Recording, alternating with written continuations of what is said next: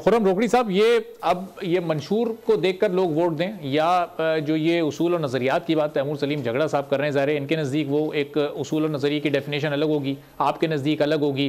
तो अब इस वक्त एक आम पाकिस्तानी को क्या देखकर वोट करना चाहिए आगे? क्योंकि आप लोगों का जो मंशूर आया उसमें बड़ी अच्छी बातें थी, लोगों के बड़े फ़ायदे की बातें हैं, लेकिन सवाल फिर ये भी है कि वो किस हद तक काबिल अमल है।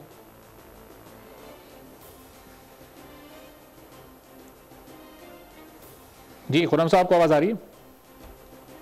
जी जी, दोबारा पूछिए। जी खुर्रम साहब, तो अब ये एक आम पाकिस्तानी मंशूर को देखकर वोट दे, वो उसूल और नज़रिए को देखकर वोट दे, जो कि हर सियासी जमात का अलग उसूल अलग नज़रिया होता है, उसकी डेफिनेशन अलग होती है। और फिर आप लोगों ने अभी तक जिन जमातों के मंशूर सामने आए हैं उसमें जो पॉइंट्स शामिल हैं, पाकिस्तान की इस वक्त मुआशी हालत को देखते हुए क्या वो काबिल अमल हैं कि ये फ्री बिजली और कम कीमत पेट्रोल और उसमें पता नहीं क्या क्या तफसीलात उसमें दर्ज हैं?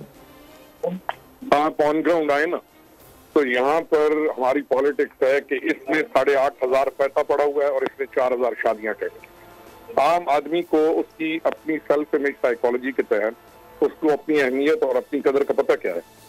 आम आदमी को ये इल्म है कि वो उसके राइट्स क्या है और उसको क्या चीज मिलनी चाहिए।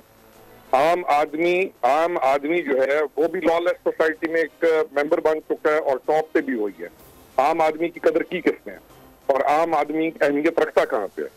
ना आम आदमी को पता है कि मैंने वोट क्यों देना है। नाराज ना होइएगा, अर्बन पे भी चले जाए, रूरल में भी चले, और ना किसी के पास मंशूर है। हम कितने कैंडिडेट्स हैं जो कि इलाके में मंशूर की बात करते हैं? आप सर्वे करिए कभी आके, कभी तकरीरें सुन लीजिए आके। 4-4 दफा 5-5 दफा के MNA, 3-3 दफा के मिनिस्टर्स, आप उनकी जरा तकरीरें सुनने, आप बिल्कुल आपको तसल्ली हो जाएगी। मंशूर देता कौन है? मंशूर की बात करता कौन है? मंशूर के ऊपर उसके ऊपर तहकीक कौन करता है? अपने डिस्ट्रिक्ट के वसाइल और ज़खायर के बारे में भी इल्म नहीं होता। यहाँ पे हमारा एक जो राइट पॉलिटिकल कल्चर है उसका ही अभी तक आगे काम चला आ रहा है। 2018 के अंदर लोगों ने तब्दीली के नाम पे, many people thought like us, और भी बड़ी दुनिया ने सोचा कि मामलात तब्दील हो जाएंगे और मामलात बेहतर होंगे और आप अपने मुल्क के वसाइल को और इन चीजों का इस्तेमाल करते हुए बेहतर इकोनॉमी की तरफ जाएंगे। इकोनॉमी की बात कौन करता है? ये आज आके इकोनॉमी की बात हो रही है, आज इकोनॉमी की बेहतरी की बात हो रही है। तो मंशूर, मैं फिर कहूंगा कि तकरीरें सुनाने शुरू कर दीजिए, जलसों के अंदर उम्मीदवार कर रहे हैं, आपको समझ आ जाएगी कौन सा मंशूर पेश किया जा रहा है। यानी आप जो एक लेवल तो देखिए कि थॉट प्रोसेस का है क्या। बोलने वाले का भी देख लीजिए, सुनने वाला तो बेचारा महरूम हुआ है। उसको तो अगर बिजली का एक खंभा मिल जाता है तो उसके ऊपर 10-10 साल का एहसान होता है कि बिजली फलाने ने दी है। तो खुर्रम साहब, ये बुनियादी मसला है कहाँ? ये फॉल्ट है कहाँ? ये सुनने वाले बुनियादी मसला ये है कि या फिर जो सुनाने वाला सुनाकर बेवकूफ बनाया जा रहा है?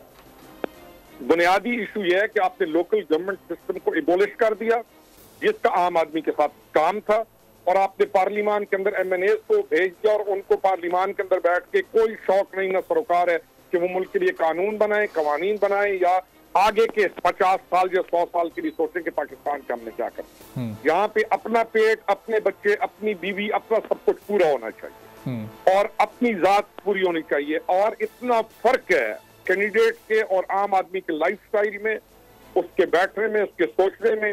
और कुछ दिनों के लिए बस ये इलेक्शन की मुहिम चलेगी, दरवाजे दरवाजा फिरेंगे और उनके साथ बहुत सारी चीजें होंगी। Then again the same process था।